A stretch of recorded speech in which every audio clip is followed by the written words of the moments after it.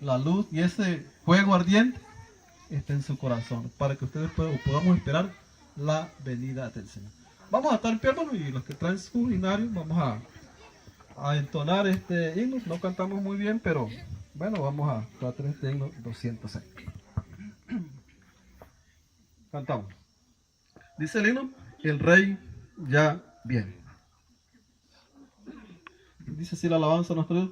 Cantamos. Ascendido fui a los cielos, Jesucristo mi Señor, cuando ángeles dijeron que miras con estupor, este Cristo que hoy asciende, a sí mismo volverá, victorioso y a su pueblo a la gloria llevará. El coro, hermano. El rey ya viene y la iglesia redimida.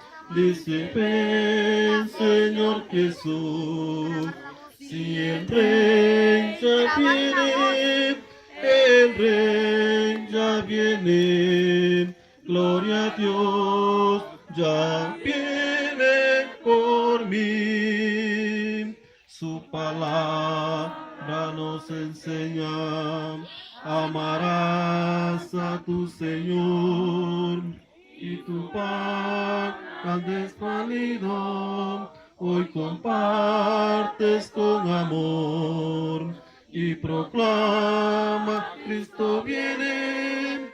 Maranata, gloria a Dios, ya los tiempos se consuman, su promesa se cumplió. Si el rey ya viene, el rey ya viene, y la iglesia redimida, dice, ven Señor Jesús. Y el rey ya viene, el rey ya viene, gloria a Dios, ya viene por mí. Y aquí yo vengo presto, y conmigo el galardón, otorgar la recompensa por la fe y devoción.